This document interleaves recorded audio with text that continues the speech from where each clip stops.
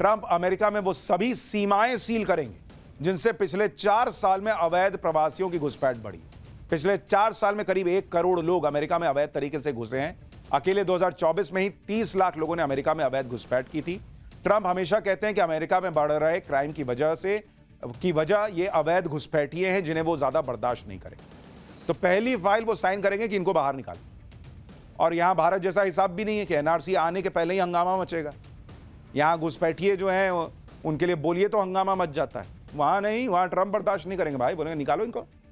दूसरा सबसे बड़ा ऑर्डर यह होगा कि ट्रंप की टीम अमेरिका में अवैध प्रवासियों की पहचान करेगी, फिर उनको एक साथ अमेरिका से बाहर करेगी, निकलो बाहर। यानी ट्रंप अवैध प्रवासियों का अमेरिका से मास डिपोर्टेशन करवाएंगे। तीसरा सबसे बड़ा आदेश होगा डीप स्टेट को तबाह करने के लिए ऑपरेशन की शुरुआत करना।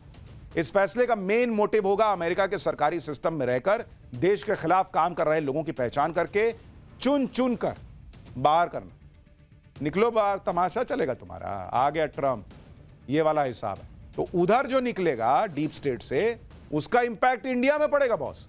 आप क्या सोच रहे हैं खाली अमेरिका का होगा? वहां बैठ के लोग यहां तबाही मचाना चाह रहे थे, तो यहां जो डीप स्टेट के बैठे हैं एजेंट, उनको आज बरनौल की जरूरत पड़ेगी। अमेरिकी विरोधी ताकतों को लाइन पर लाने के लिए भी ट्रंप आज ही फाइल साइन कर सकते हैं। इस फाइल में कनाडा और मेक्सिको पर 25% तक टैरिफ लगा सकते हैं। यह अमेरिका और मेक्सिको के लिए बहुत बड़ा झटका होगा और अखंड अमेरिका के प्लान को लेकर पहला सबसे मजबूत कदम भी। इसके अलावा ट्रंप पहले ही दिन जो बाइडेन के कुछ फैसलों को पलट सकते हैं और ट्रंप बाइडेन के एग्जीक्यूटिव ऑर्डर्स की जांच के आदेश भी दे सकते हैं, क्योंकि ट्रंप ने कहा कि बाइडेन के कई एग्जीक्यूटिव ऑर्डर्स डीप स्टेट की साजिश का पार्ट थे।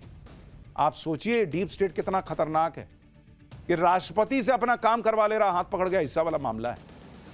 शपथ से पहले ये देखिए, लाइव तस्वीरें आपको दिखा रहा हूं। डोनाल्ड ट्रंप चल दिए हैं शपथ लेने के लिए। ये उसकी तस्वीरें हैं अमेरिका से। शपथ से पहले ही ट्रंप ने जो तेवर दिखाए हैं उससे एक बात तो एकदम क्लियर है, ट्रंप का नया कार्यकाल बहुत धांसू होने वाला है, क्योंकि इस बार ट्रंप कोई कसर छोड़ने के लिए तैयार नहीं। और इसमें ट्रंप का साथ देंगे दुनिया के सबसे अमीर शख्स और ट्रंप के खास दोस्त एलन मस्क।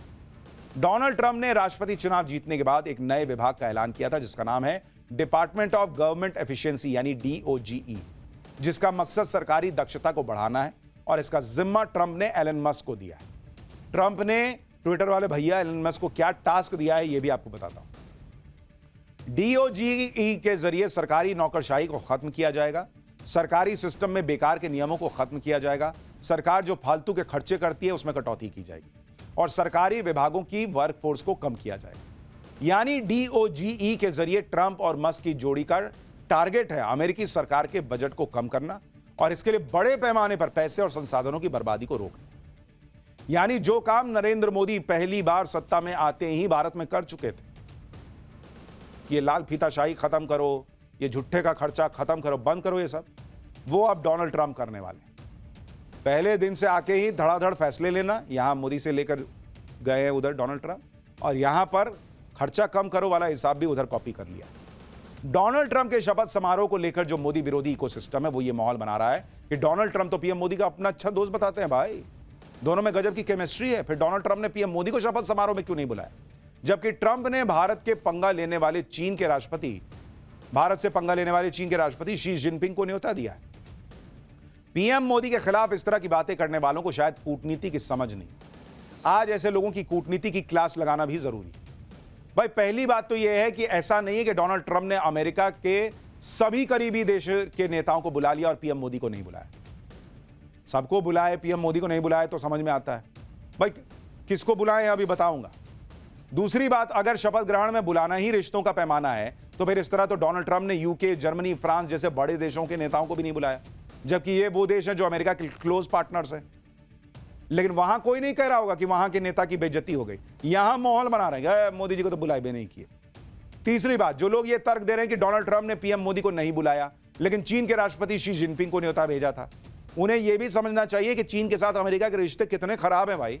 हो सकता है कि चीन को लेकर डोनाल्ड ट्रंप के माइंड में कुछ और चल रहा हो कि चलो इसी बहाने एक मैसेज देते हैं कि मैं तुमसे रिश्ता सुधारना चाहता हूं, नरेंद्र मोदी तो दोस्त है ही है। चौथी बात, डोनाल्ड ट्रंप ने जिन भी वर्ल्ड लीडर्स को न्योता दिया है उसमें से ज्यादातर वो नेता हैं जिन्होंने चुनाव के दौरान ट्रंप का साथ दिया था, खुलकर उनका समर्थन किया था, इसलिए ट्रंप इस तरह से उनका आभार जता रहे हैं। पांचवी बात, डोनाल्ड ट्रंप ने जिन भी देशों के नेताओं को बुलाया है उसमें से ज्यादातर छोटे देश हैं सिर्फ चीन एक अपवाद है। छठी बात, अगर दुनिया के बड़े लीडर्स की बात करें तो ट्रंप खुद मान चुके हैं कि उनके रूस के राष्ट्रपति पुतिन से बहुत अच्छे संबंध हैं, लेकिन ट्रंप ने तो पुतिन को भी न्योता नहीं भेजा है। तो फिर रूस में तो कोई नहीं कह रहा कि अरे पुतिन को नहीं बुलाया, इतना बढ़िया दोस्त था। सातवीं बात, अमेरिका में अक्सर शपथ ग्रहण समारोह एक घरेलू इवेंट होता है, इसमें अक्सर अमेरिकी जनता की भागीदारी ज्यादा रहती है। ट्रेंड यही रहा है कि फॉरेन लीडर्स इस इवेंट से दूर ही रहते हैं, वर्ल्ड लीडर्स की जगह डिप्लोमेट्स या विदेश मंत्री प्रतिनिधि के तौर पर जाते हैं। यही वजह है कि भारत की तरफ से विदेश मंत्री एस जयशंकर शपथ ग्रहण समारोह में शामिल होने के लिए गए हैं। लेकिन आप सोचिए, मतलब मैं सोचता हूं मोदी विरोध के चक्कर में ये लोग किस लेवल पे जाएंगे भाई, कि अपने ही देश के प्रधानमंत्री को किसी तरह से टांग खींच गए, आपको तो बुलाए नहीं। ट्रंप के शपथ ग्रहण समारोह में पीएम मोदी को न्योता न देने के सवाल पर अमेरिका के राजदूत एरिक गारसेटी ने जो कहा वो भी सुनना चाहिए। एरिक गारसेटी ने कहा कि उनके मुताबिक शपथ ग्रहण की भीड़ के बीच मुलाकात करने से बेहतर आमने सामने की मुलाकात होती है। एरिक गारसेटी ने कहा कि उन्हें भरोसा है कि पीएम मोदी जल्दी ही डोनाल्ड ट्रंप से मिलने आएंगे और फिर जब इंडिया क्वाड की मीटिंग को होस्ट करेगा तो डोनाल्ड ट्रंप भी पहले ही साल में भारत आ सकते हैं और ये दोनों चीजें अपने आप में ऐतिहासिक हों। तो अमेरिका खुद कह रहा है भाई कि हम भीड़ में कहां बुलाते हैं, क्योंकि नरेंद्र मोदी से मिलना मतलब कोई बड़ी डील होगी, बड़ी बात होगी, तो अलग से मिलेंगे आमने सामने बैठ के। जिन लोगों को यह लग रहा है कि शी जिनपिंग को अपने शपथ ग्रहण समारोह में बुलाकर ट्रंप चीन को ज्यादा भाव दे रहा है, स्पेशल ट्रीटमेंट दे रहा है, और क्या ट्रंप चीन के नजदीक और भारत से दूर जाने की नीति पर काम कर रहे हैं, उन लोगों को यह भी समझना चाहिए कि ट्रंप इसी साल क्वाड की मीटिंग के लिए भारत आ सकते हैं। इस साल क्वाड की मीटिंग को भारत होस्ट करने जा रहा है। ऐसी रिपोर्ट है कि ट्रंप क्वाड की मीटिंग में शामिल होने के लिए इसी साल अप्रैल में या फिर साल के अंत में भारत आ सकते हैं। क्वाड की मीटिंग में ट्रंप का शामिल होना अपने आप में यह बताता है कि ट्रंप चीन को लेकर ना तो नरम पड़े हैं ना नरम पड़ने वाले हैं, क्योंकि क्वाड तो चीन की विस्तारवादी नीति के काउंटर में बना हुआ है। और ऐसी भी रिपोर्ट है कि ट्रंप के शपथ लेने के अगले ही दिन यानी कल अमेरिका में क्वाड के विदेश मंत्रियों की मुलाकात हो सकती है। अमेरिका में मौजूद भारत के विदेश मंत्री एस जयशंकर जापान और ऑस्ट्रेलिया के विदेश मंत्री से मुलाकात कर भी चुके हैं। इसके अलावा ऐसी भी रिपोर्ट है कि डोनाल्ड ट्रंप के न्योते पर पीएम मोदी इसी साल मार्च से मई के बीच अमेरिका जा सकते हैं, जहां वो ट्रंप से 1-to-1 मुलाकात कर सकते हैं। तो सोचिए आप, इधर ट्रंप सत्ता संभालेंगे, उधर चीन को काउंटर करने के लिए क्वाड के विदेश मंत्रियों की मीटिंग होगी। फिर भी माहौल बनाया जा रहा है चीन को बुला लिया, मोदी जी को नहीं बुलाया। इसी में खुश हो लो तुम, और क्या है। मोदी विरोध में कुछ लोग इतने बह जाते हैं ना कि वो ट्रंप और मोदी की दोस्ती और उनकी जुगलबंदी तक को नजरअंदाज कर देते हैं, जबकि एक नहीं कई बार ट्रंप डंके की चोट पर खुद को पीएम मोदी का दोस्त बता चुके हैं। ट्रंप मोदी के दोस्त भी हैं, उनके जबरदस्त फैन भी हैं। अभी पिछले महीने अक्टूबर में ट्रंप ने नरेंद्र मोदी के बारे में कहा था कि वो सबसे अच्छे इंसान हैं और वो उनके दोस्त हैं। ट्रंप जब चुनाव जीते थे तो पीएम मोदी उन कुछ चुनिंदा नेताओं में से एक थे जिन्होंने डोनाल्ड ट्रंप से फोन पर बातचीत की थी, उन्हें बधाई दी थी। अगर स्टाइल ऑफ वर्किंग और विचारधारा की बात भी करें तो पीएम मोदी और ट्रंप कई मायनों में एक जैसे। आप खुद सुनिए कैसे कई मौकों पर डोनाल्ड ट्रंप पीएम मोदी की तारीफ कर चुके हैं। फिर आपको बताऊंगा ट्रंप कैसे भारत के जबरा फैन भी हैं और वो फैसला ट्रंप का जो भारत के लिए बहुत फायदेमंद साबित होने वाला है। Started out by his father's side as a chihuahua, a tea seller.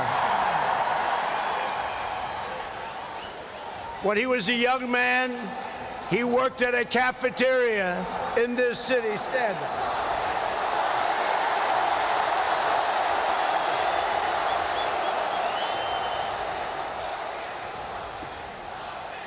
Everybody loves him, but I will tell you this, he's very tough. Well, my personal chemistry is as good as it can get. I have great respect, I have great admiration, and I really like him. That's another thing. And he's a great gentleman and a great leader. And I remember India before, now not intimately, but I remember India before, and it was very torn. There was a lot of dissension, a lot of fighting, and he brought it all together. Like a father would bring it together. And maybe he's the father of India. जब Donald Trump चुनाव लड़ रहे थे तो भारत में भी उनकी जीत के लिए प्रार्थनाएं हो रही, क्योंकि डोनाल्ड ट्रंप उन नेताओं में से हैं जो हमेशा भारत के समर्थन की बात करते हैं। ट्रंप हमेशा कट्टरपंथियों की क्लास लगाते हैं। ट्रंप अकेले अमेरिकी नेता हैं जो हिंदुओं की भी बात करते हैं। ट्रंप एक नहीं कई बार कह चुके हैं कि वो भारत और हिंदुओं से प्यार करते हैं। डोनाल्ड ट्रंप अमेरिका के इकलौते नेता हैं जिन्होंने बांग्लादेश में हिंदुओं पर होने वाले अत्याचारों के खिलाफ खुलकर बोला था। ट्रंप कई मौकों पर हिंदुओं की तारीफ कर चुके हैं। ये आपको लाइव तस्वीरें भी साथ साथ दिखाता चल रहा हूं। ट्रंप ने कहा था कि वो हिंदुओं के फैन हैं, हिंदू बहुत शानदार होते हैं। एक बार सुनिए भारत और हिंदुओं को लेकर ट्रंप क्या कह चुके हैं, इसका क्या मतलब है बांग्लादेश के लिए आने वाले वक्त में वहां क्या हो सकता है, और ट्रंप के आने से कैसे वर्ल्ड ऑर्डर बदलने वाला है ये बताऊंगा। लेकिन पहले एक बार ट्रंप को सुनिए। relationship with the Hindus, as you know, and with Chali, and with your Prime Minister, with India. And we did something in Houston, do you remember? Right? That's right. Howdy Modi. That was a big deal. I told him, he said, I'd love to have you go. If we were elected, India would have a true and great friend in the White House. And I can tell you, you have never had a better friend as president than President Donald Trump. That I can tell you.